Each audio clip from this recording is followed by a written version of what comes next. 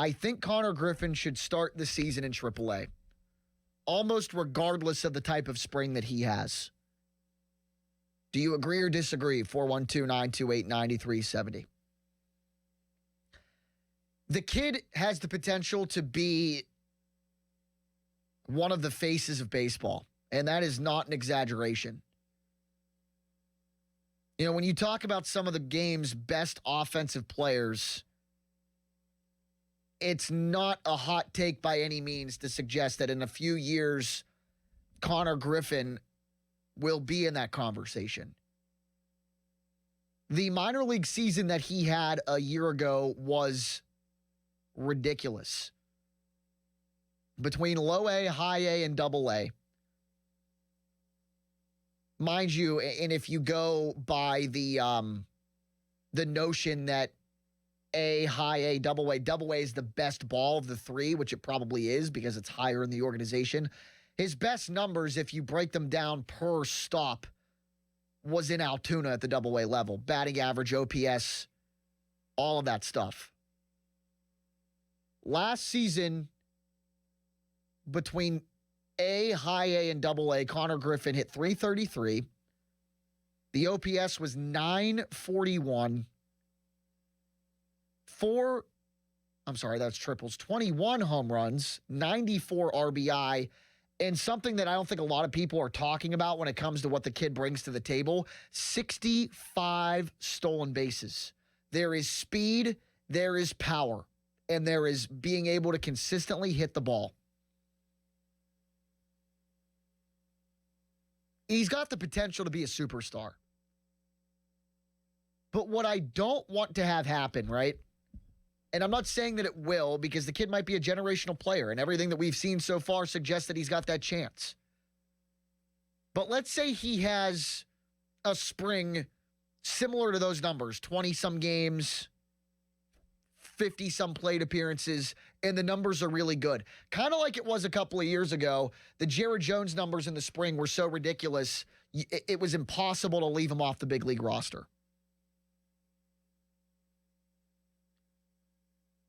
Even if it's almost impossible to leave him off the big league roster, I still say start him in Triple-A. Number one, he's only 19. It's not like, he's been in the organization for several years like Termarr Johnson, a guy that you drafted in the top 5 a few years ago. And I think Termarr Johnson's got a chance to make his big league debut this season. And he's only 21, but it's not like this is like year 3 or year 4 in the minor leagues with Konnor Griffin. It's not, and he's not even old enough to go out and buy a beer yet, get into a bar. Like, if he starts the year in Triple-A, it's not the end of the world because he's 19. And because of that, the number 2 reason why I would start him in Triple-A, when the kid gets here, I want him to stay here.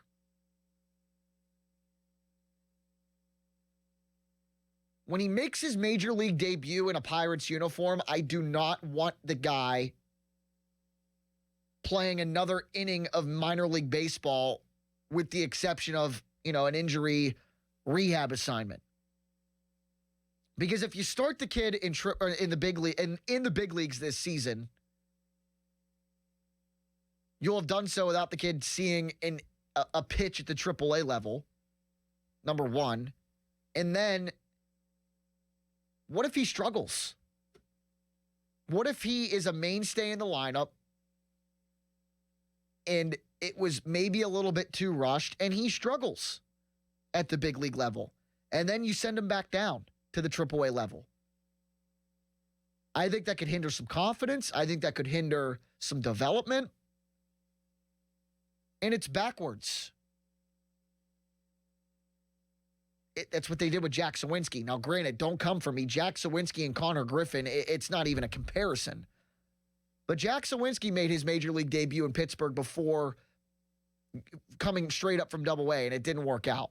And I'm not saying that Jack Sawinski would have turned into Konnor Griffin if he would have went to Triple-A first, but I just still believe in the progression of the minor league system. Paul Skeens did it. Paul Skeens wasn't in Triple-A for long, but Paul Skeens pitched a few games in Indianapolis before making his big league debut, and I just think that's the right way to do it, even especially because he's 19 years old. 412-928-9370. Dan in Trafford's on the Fan. Hey, Dan. Hey, how you doing? Good. How are you? Okay.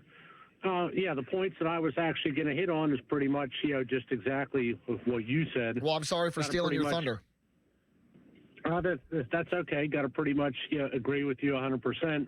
I mean, when you're that young, even though you have that kind of ability, it could be detrimental. If you start off that way and really struggle, it can really mess with your psyche, and stuff like that. So, I think that's definitely the right decision. I think they should do that if they want to experiment, maybe a little bit like he's doing, really good halfway through the season. Bring him up for a few games and try him or something. See how it is. That's a possibility. That could still be a little detrimental too. So he probably should just stay there for the full year, and see how he does. But you would leave him at Triple-A for all of 2025, Dan. Possibly. I mean, it doesn't necessarily have to be that way. I mean, if he's really burning it up, then yeah, I would probably bring him up and take a shot, and see how he does. If there's if he's doing decent, then maybe leave him there. But if he's tearing it up, bring him up, give him a shot. First few games might be a little bit nervous or whatever. So, we could see a struggle, for the first early part that you start him. Got to probably give him at least 20 games or so anyway, to see how he does. But, with the additions that we got this year, and that too, it's not like, we necessarily, need him like right away. So I think it's better, definitely to start that way and then just, see how it's going and make your call, see how the team's doing.